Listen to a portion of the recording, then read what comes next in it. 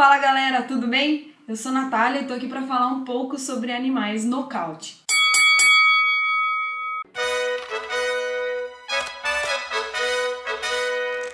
Para começar a entender, nós vamos ter que falar sobre ciência. Yes, science! Todo mundo sabe que a ciência tem evoluído muito nos últimos anos. E depois do projeto Genoma Humano, que divulgou em 2003 o sequenciamento de 99,99% do nosso genoma, cresceu a esperança de solucionar vários problemas. Alguns até poderiam pensar em criar X-Men. You're not students anymore. You're X-Men.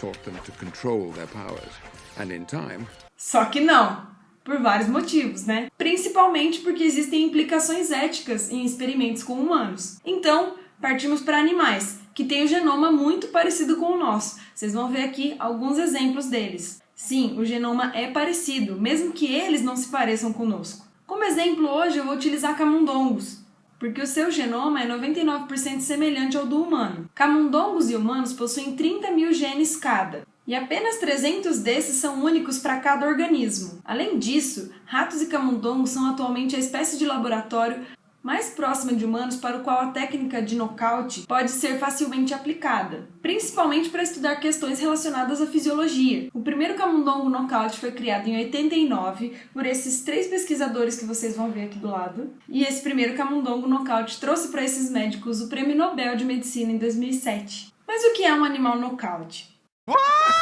É um animal geneticamente modificado. Ele tem o seu gene silenciado ou retirado. Para isso, esse gene vai ser substituído ou desativado.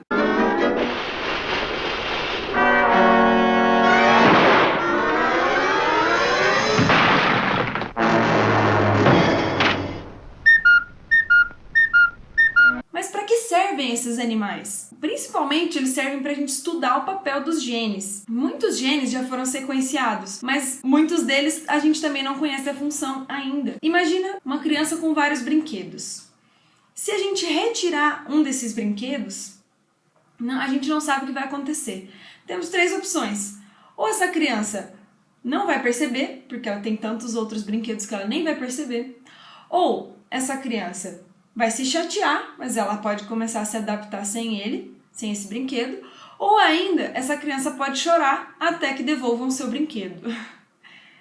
Ou seja, ao inativar um gene, a gente observa o que muda na fisiologia ou no fenótipo, e aí, a partir disso, a gente pode assumir um provável papel para esse gene. Mas quais seriam as etapas básicas para a produção de um animal nocaute, de um camundongo nocaute? Etapas básicas porque é um processo bem complexo, então eu vou explicar de uma forma bem resumida. A gente tem que ter em mente que sempre existe mais de uma forma de se fazer alguma coisa. Então, esse é um método, existem outros, isso varia tanto para o mesmo animal quanto para espécies diferentes. Então eu vou apresentar aqui um método. O primeiro passo, a gente vai escolher um gene de interesse e esse gene ele vai ser nocauteado. Para isso eu tenho que saber a sequência do DNA desse gene e selecionar a área específica dele. Aí eu vou criar um pedaço específico que vai entrar no lugar desse gene, que vai ser colocado no lugar desse gene. Uma vez que a gente conhece esse gene, que é o nosso alvo, que é o nosso interesse, a gente precisa conhecer também as áreas de DNA antes e depois desse gene. Só assim a gente vai conseguir construir uma sequência para poder inserir no lugar desse gene. Então, recapitulando, o primeiro passo seria identificar a sequência do gene de interesse. E aí, o segundo passo, então, construir essa sequência que vai substituir o gene-alvo. Essa sequência ela precisa possuir aquelas partes antes e depois do gene que flanqueiam ele, e essas partes elas têm que ser homólogas. E no lugar do gene, a gente vai inserir uma sequência que pode ser um marcador positivo de seleção ou um gene reporter, um reporter gene, como eles falam. Um marcador positivo de seleção pode ser, por exemplo, um gene de resistência a um antibiótico, como a neomicina. E o gene reporter, ele pode permitir a fluorescência da célula, como o GFP. Além disso, a gente pode inserir na região após a região final que flanqueia o gene, um marcador negativo de seleção, como por exemplo a timidina. Em seguida, um terceiro passo, a gente precisa inserir essa sequência construída em um vetor, ou seja, em uma sequência de DNA circular. Após a construção do vetor, é hora de conseguir as células tronco-embrionárias. É nessas células tronco-embrionárias que vai ser inserido o vetor. Essas células tronco-embrionárias, elas são obtidas de um blastocisto de um camundongo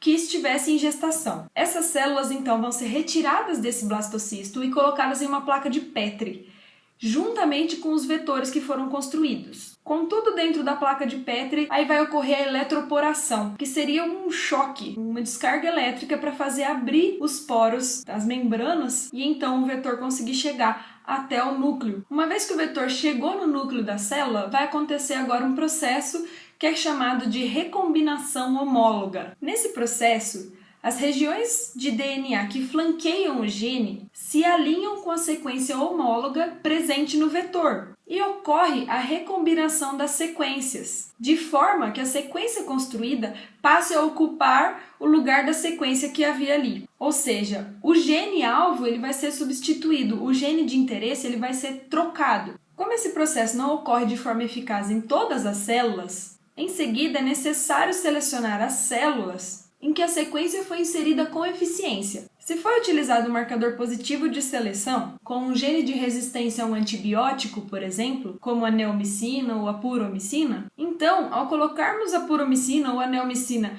no meio de cultura, somente aquelas células que, através da recombinação homóloga, incorporaram a nova sequência é que ficarão vivas. Nesse momento, as células que ficarem vivas nós podemos chamar de células nocauteadas para o gene-alvo. Por outro lado, se a gente utilizou o gene reporter ou reporter gene de fluorescência, por exemplo, nesse momento a gente seleciona e separa somente as células que emitirem fluorescência. E por fim, aquele marcador negativo de seleção, se ele foi incorporado às células, isso significa que essa sequência construída ela foi inserida em uma região diferente da do nosso interesse. Por exemplo, o marcador negativo utilizado foi a timidina. Ao colocar a droga ganciclovir no meio de cultura, todas as células que tiverem um marcador negativo morrerão. Nesse ponto, então, significa que só estão vivas e só estão na nossa placa, no nosso meio de cultura, as células que estão nocauteadas. Essas células, após replicadas, elas serão inseridas em um segundo